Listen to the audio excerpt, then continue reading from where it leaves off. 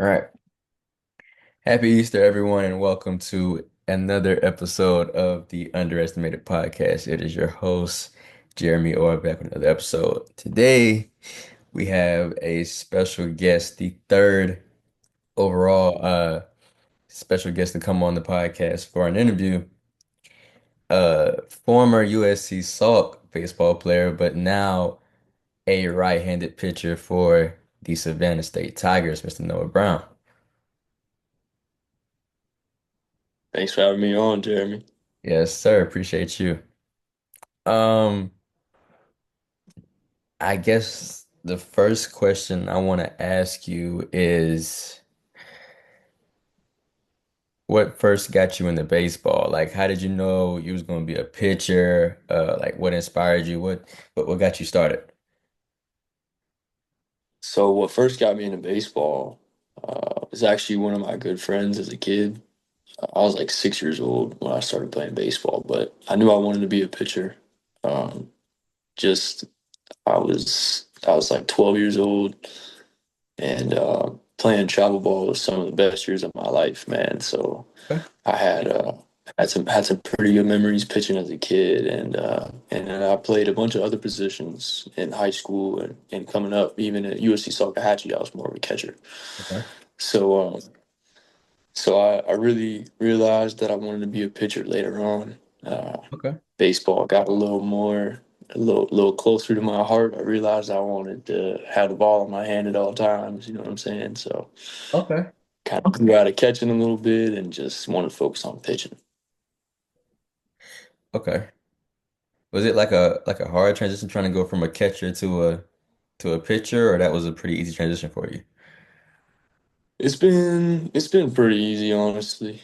I was trying to juggle both whenever I was catching, being a pitcher and a catcher. So I've just been able to dedicate more of my time to pitching, and so it's been awesome. Very Okay. very lucky to be able to do both. Okay. Um, so just giving them a quick backstory. I know this guy from Salk. We had classes together my freshman year, his sophomore year.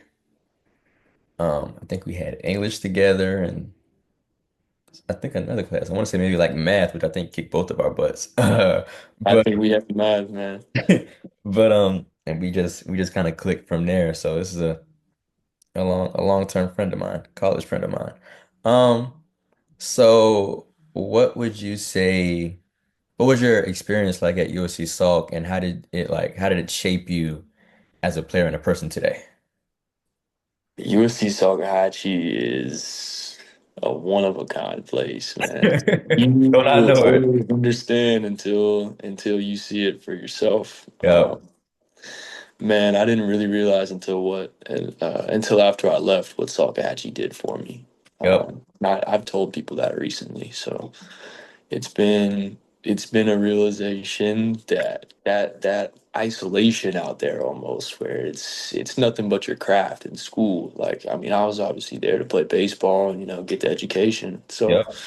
other than that in Allendale, there really ain't much other than trouble to get into. So you got baseball, the weight room, and the classroom. And so USC Sokahatchee was really just a place for me to kind of wake up and lock in, man, and just take things for what they are and appreciate what I have because I was just lucky to be able to play college baseball in the first place. So like just very thankful for USC Salkehatchie to even allow me for Coach Joy to allow me to play for 2 years, man. Like I'm just thankful to be there looking back. Yeah, I definitely always tell people like Salk is kind of what you would deem as the ultimate like bet on yourself school. Because Exactly. you're definitely taking a chance on yourself if you decide to go there. But you're absolutely right. It's just gotta focus on your craft because there's not much else exciting outside of the school itself. There's not much else to do. So now I'm not too familiar with your recruiting slash college options transitioning from Salk. If you want to dive into it, you can. But really, what my question is what led to your decision to transfer to Savannah State specifically, and how has the transition been both on and off the field? So I had a good friend of mine who actually played at Savannah State, who began a recruiting company around the same time I was trying to get out of there, Okay. and I was on track to get my associate's degree. So I then graduated, and before then I had start posting on Twitter and putting feelers out and emailing coaches, texting coaches, all the good things so that I could get my name out there. I ended up having a couple Division II and NAIA offers. I would have been able to go catch on a full ride if I wanted to at a Division II in West Virginia. I didn't want to go up to the mountains, man. That was a little too far for my family, and I just didn't want to up and go catch for a school I wanted to pitch at that time. I knew that's what I wanted to do, so Okay. I chose to wait it out a little bit longer, and Savannah State ended up liking me and giving me a good chunk of scholarship money, and so I went down there for a visit, and it looked just like Charleston, where I grew up. They got the marshes and that saltwater breeze, so the palm trees, man. I felt like home, and But just like Savannah, home. yeah, man. Savannah State just felt like a brotherhood, man, and they win games, man, and we're winning games right now. So Yeah, I've been keeping track. I see y'all doing some winning over there, so I'm happy it's for you, and I'm glad that you're winning over there. So, appreciate that, man. Appreciate it. um, what division is Savannah State? Remind me. Division II. Division two It's still there. NCAA? Okay. Okay. Um, hmm. Now you don't have to give us all the sauce because I don't know. You never know who could be watching this. So I don't want whoever the next team y'all play their best hitter to be watching this and they find out all your sauce. So answer this to your liking. How would you describe your pitching style? And say, for instance, if you're in like a I gotta make something happen kind of moment, like what's that pitch that you're gonna lean on to kind of try to get a strikeout? I'd say my pitching style is sort of just get in, get outs as much as possible. I'm not really trying to strike you out. I'm trying to get you to roll over. Weak contact is what I do. I want to let my guys in the field get some work too. Um, I know I don't have the most overpowering stuff, so whenever it's time to strike three is usually going to be the sinker. If I need you to roll over, if I need you to swing and miss, I'm usually going to go to the sinker. It's pretty good off the rest of my pitches. So Sinker. That's the pitch that's like a kind of like a dive down. yeah, it's going to run in on the right-handed batter. Yeah, I think that's the I want to say that's the go-to pitch for Paul Skeens. I feel like I heard him say that a couple of days ago on like something I saw on social media. So that's a pretty good one to lean on because that boy is cold. Oh yeah. Um, Now you can answer this from a Salt perspective, a Savannah State perspective, or you can do both. It's up to you. What would you say? What would you say has been your favorite moment or most memorable performance so far in your college career? I'd say whenever we played Lancaster as an Indian when I was at Sauk, Okay. we ended up winning the series against Lancaster. Um, and I got my first win on the mound of my college career, so that was pretty memorable for me. But Okay. I also got to hit that game too. So as a two-way, those were some of my favorite games whenever I was able to pitch and still swing the bat. So me and my guys swung the bat really well that day, and they played good defense behind me, and that weekend was just really fun. So that's pretty memorable for me so far. And we we're winning games, and I'm making better memories every weekend I go out there with the Tigers. So we still got more ball to play, man. We got more memories to make up here, but that was my favorite memory from Saltcatcher for sure. What's your opinion on like the two-way play hitting and pitching? Are you fan of it or are you just like, nah, just let me throw. I don't wanna hit, just let me throw. Man, if I could two-way, I would be two-waying for Okay. sure. Okay. Uh, I mean, obviously, there's other factors that maybe want to come to Savannah State to pitch specifically, but like two-waying is awesome, man. It's definitely taxing. It definitely is going to ask more of you Mhm. than your position specific guys, you know. But I mean, if you can do it, do it. Like those are your real athletes, man. So it's really fun to do if you can pitch and hit. You know, Shohei Ohtani's super exciting to Yep. watch. Yep. There's only a few guys that are able to do it successfully, but it's really cool to see. Um, okay, now this one always kind of interests me the most when I get to ask people. So, say it's game day, any day of the week. Um, what's your typical day like when you're training on game day? Like kind of looks for you pretty much, let's say during the season and then off season. So on game day, what does my game day routine look like? Yeah. So on game day, usually we wake up like if we have a 12 o'clock game, let's say I'd be up by like 7 and we're at the field by 8:30 and they're hitting BP and I'm stretching out with the guys. I'm usually on the foam roller and then I stretch my legs out and run around a little bit. I usually take like 2 laps around the field. Uh, and then after they hit BP, we get an hour to ourselves to shower up, put the jerseys on, you know what I'm saying? And then I go out there, throw the football, hit my J bands, hit another dynamic stretch, and then after that, I mean, I've been in a closer role for Savannah State, so Okay. I usually, you know what I'm saying, I'm in the bullpen, cheering on the guys, keeping myself loose, staying up, getting ready to go, you know what I'm saying, for later on in the game, whenever my number's called. You said throw the football around. Does that help you with your pitching? That Yeah, that's been just something I picked up recently. You know, I saw Paul okay. Skeens do it. Okay. Paul Skeens earlier, so that guy's been giving me some sauce on Instagram, whether he knows it or not. Okay. It's just to warm the shoulder up. Okay. Cool, cool. Um, what's it like being the closer? Like, is it more nerve-wracking for you as opposed to being like the first guy to go out there and pitch or Well, I'd say I get a lot more adrenaline from coming in the game in a tight situation. That's okay. that's that's what gets me going. And obviously, being a starter is great. But it's cool to definitely be the guy that comes in there and slams the door or comes in there and helps the guy before him if he's in a tight spot, with runners on and um being the closer is cool. It's different. I like being the one out there whenever everybody comes out for the line, the W line to shake hands. It's nice Okay. just to slam the door. Okay. Um,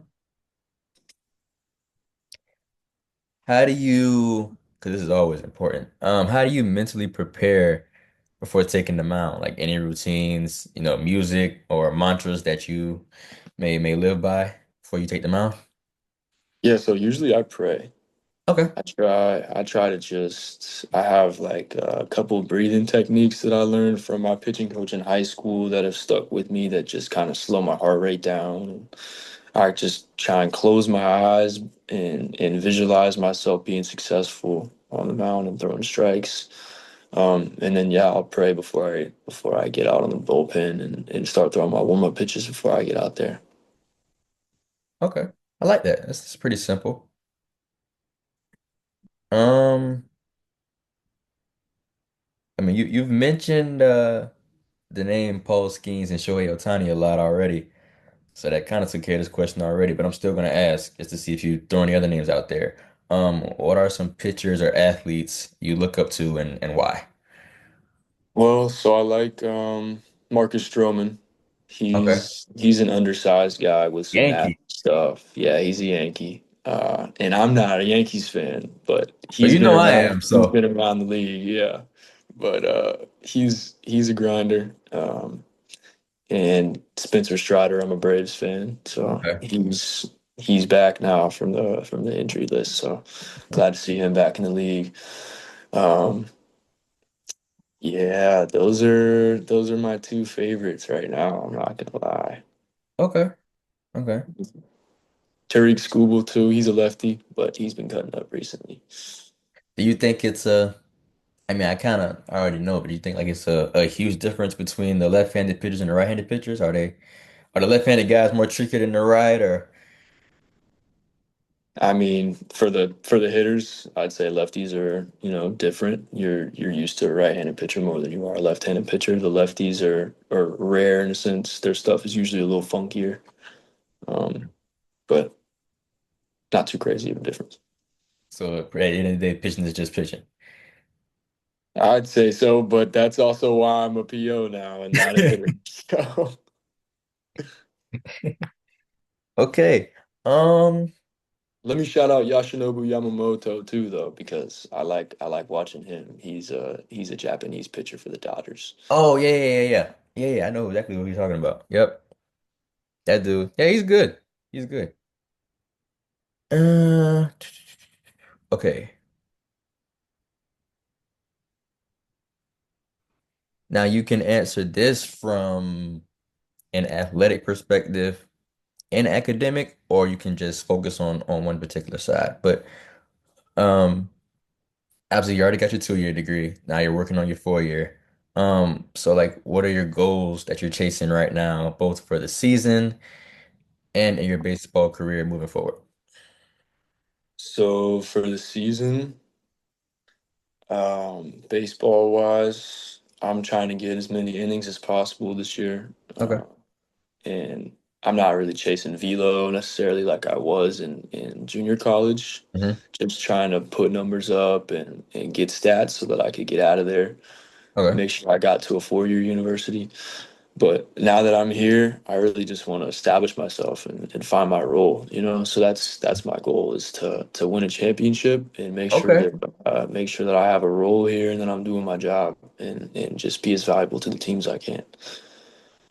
And then for academically, I really want to get the marketing degree out of the way just so I Oh, can you're a figure marketing major. out what I Okay. want to do. Yeah, man. Okay. So that should be a pretty universal degree for me to take wherever I want to go after this. If baseball doesn't work out, or if it does, I can continue that. Or I really want to be athletic trainer or physical therapist, something along those lines. So if I could go to another Division 1 school or something like that later on down the road and get a master's or whatever you may have you, that's the goal for now. Yeah, I like when people say like, yeah, I want to win a championship. Like, no matter where you are, you can be like the worst team in your division. Like, go, you know what I'm saying? Still have that mindset of I can go win a championship. Don't limit yourself. You know what I mean? Of course. Um,